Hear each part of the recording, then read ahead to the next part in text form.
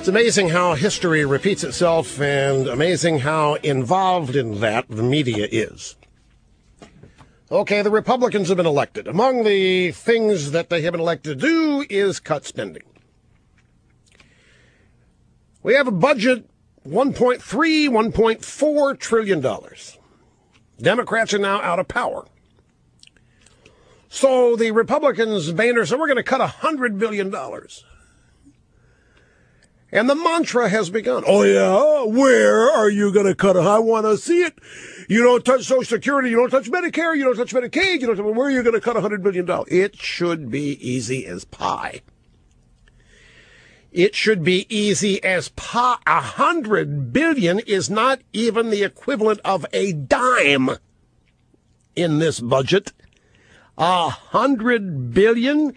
And yet, the media's picked it up. Republicans haven't identified which $100 billion they will cut.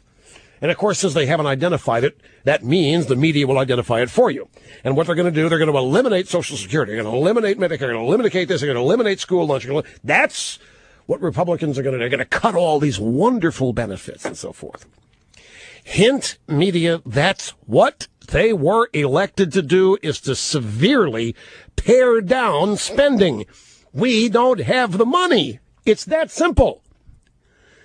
I don't think the Democrats realize yet the makeup of these Republican freshmen coming to town. I don't think they have the slightest idea the resolve these people have.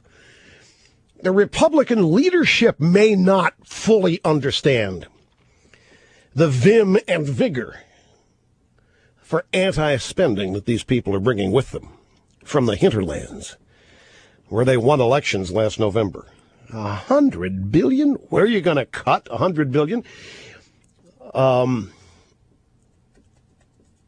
They say $100 billion is hard because there's only $400 billion in discretionary spending in the budget. Now, that means that $1 trillion is untouchable, ostensibly. One of the things they can do is to repeal Obamacare. I mean, we're talking a huge amount of money there. And there is a huge groundswell to do that.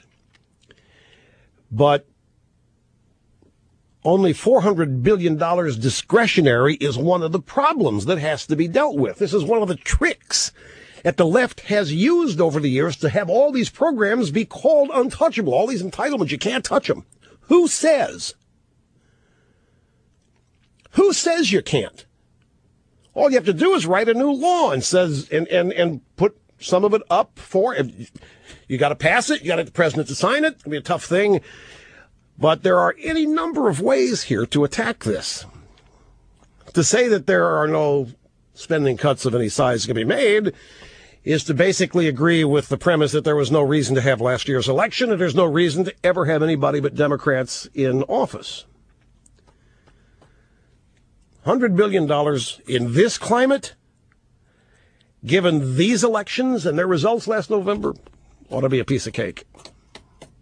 And if not a piece of cake, it shouldn't be anywhere near the impossible category. Now, I have warned, I'll tell you when I warned you of this, back in the early 90s,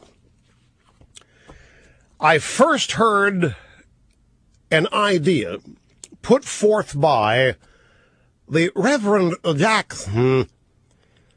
And the Reverend Jackson, even back in the 90s, was very, very alarmed over the fact that we were running out of creative ways to transfer wealth. We were running out. We just could not continue to raise taxes. That wasn't politically viable. And yet the Reverend Jackson and all of the left was insistent that government get bigger and that wealth be redistributed. And so the Reverend Jackson targeted private pension funds. I'll never forget it.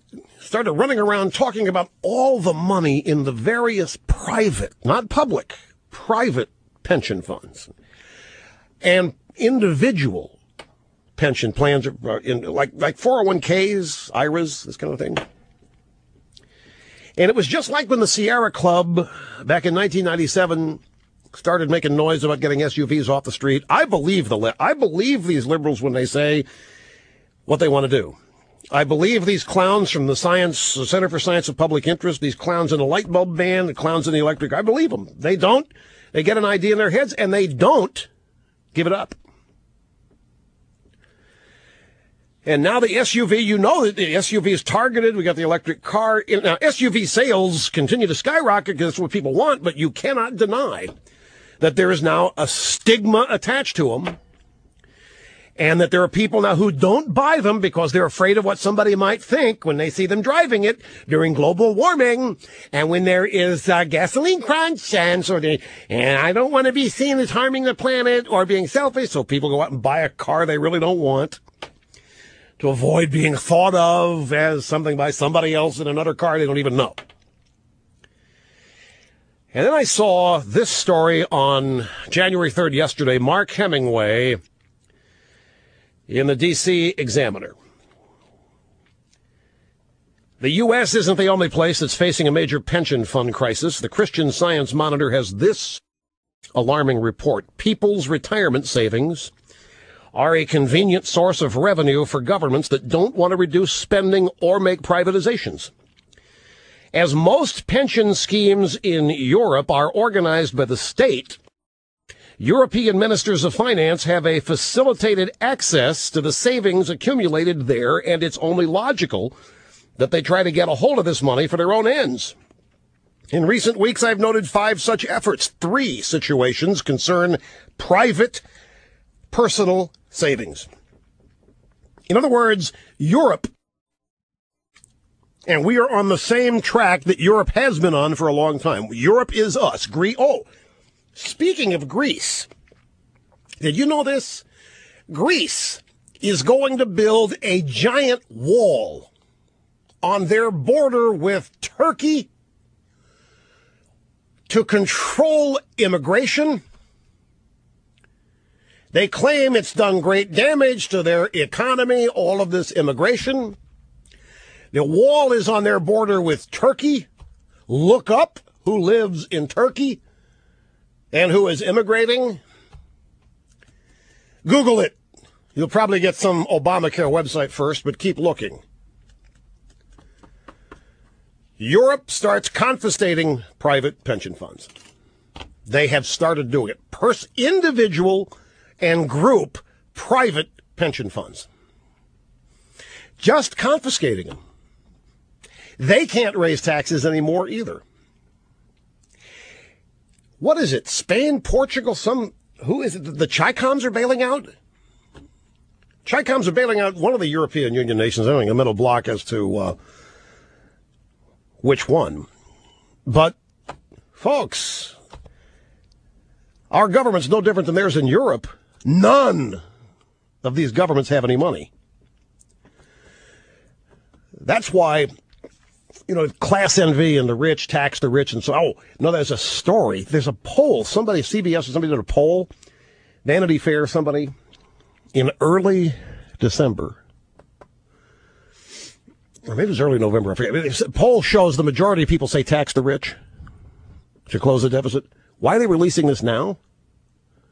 The poll's over a month old. Why'd they hold it till now?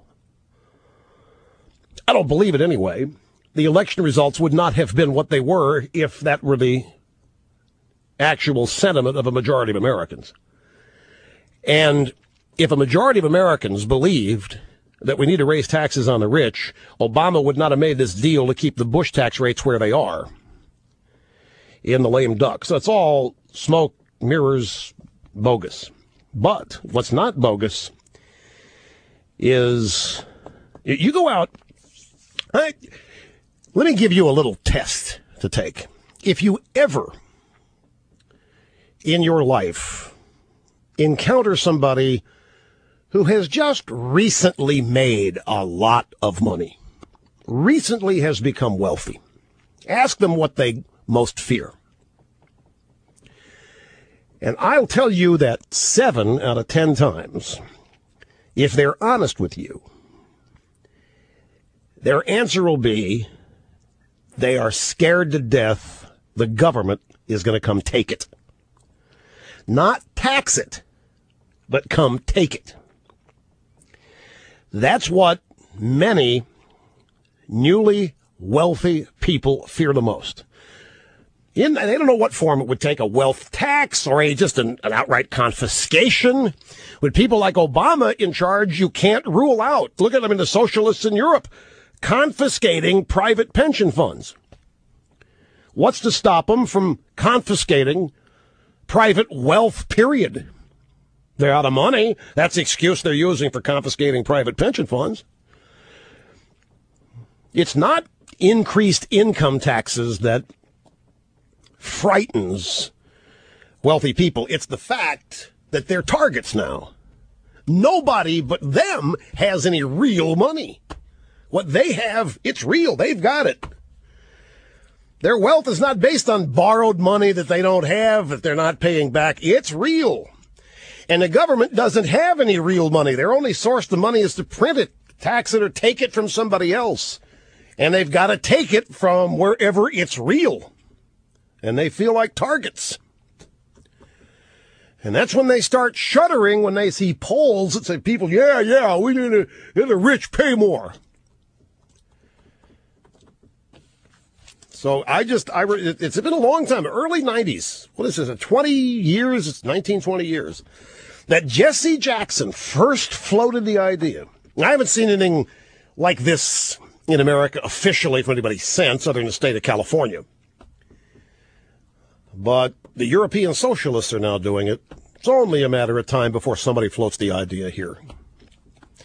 And then you'll hear the whole Democrat Party chime in, oh, yeah, it's only fair. It's only fair.